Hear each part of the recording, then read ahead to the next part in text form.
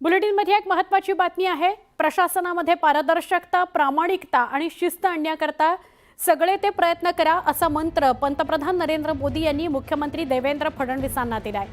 दिल्लीतील शपथविधी दरम्यान मोदी आणि फडणवीस यांच्या भेटीचा तपशील समोर आला।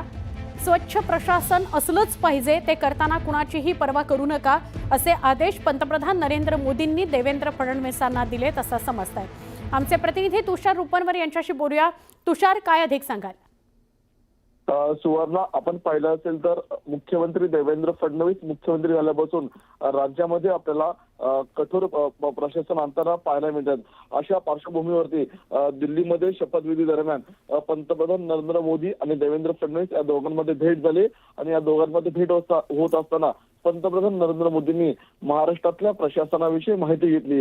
ही माहिती घेत असताना महाराष्ट्रातल्या प्रशासनामध्ये पारदर्शकता, प्रामाणिकपणा आणि शिस्त आणण्यासाठी देवेंजी, तुला जे योग्य वाटेल त्या सर्व प्रकारचे प्रयत्न कर, अशा प्रकारचा कानमंत्र पंतप्रधान नरेंद्र मोदींनी देवेंद्र फडणवीसांना दिला।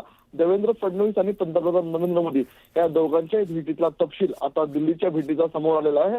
त्यामधला हा तपशील हा महत्वपूर्ण महाराष्ट्राच्या राजकारणाच्या आणि प्रशासनाच्या दृष्टिकोनातून महत्वपूर्ण असणार आहे। त्यामुळे येणाऱ्या काळामध्ये प्रशासनामध्ये शिस्त आणण्यासाठी मुख्यमंत्री देवेंद्र फडणवीस आणखी आपल्याला कठोर पावले उचलताना पाहायला मिळू शकतात।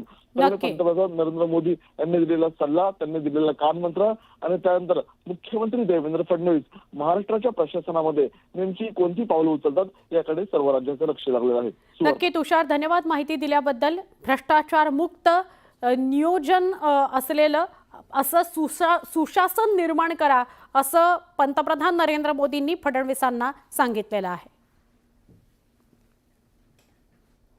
दिव्यातील अनधिकृत इमारतींवर आज ठाणे महापालिका हातोडा चालवणार आहे। दिव्यातील मुख्य चौकात असलेल्या काही इमारतींवर कारवाई होणार आहे।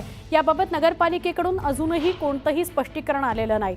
मुंबई उच्च न्यायालयाच्या आदेशानंतर ठाणे महापालिका हद्दीतील दिवा ते शिळवाई जंक्शन इथल्या 54 इमारतींवर कारवाई करणार असं पालिकेनं म्हटलंय।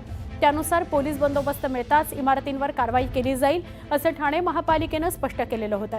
दिवा इथं बोटावर मोजण्या इतक्या इमारती अधिकृत आहेत। ज्या इमारतींवर कारवाई केली जाणार आहे त्या इमारती 18 वर्ष जुन्या आहेत, त्यामुळे त्यावर आत्ताच का कारवाई असा सवाल उपस्थित करत दिव्यात राजकीय मंडळींनी आंदोलन केलं। यामुळे आज ठाणे महापालिका कारवाई कशा रीतीने करते हे बघणं महत्त्वाचं आहे।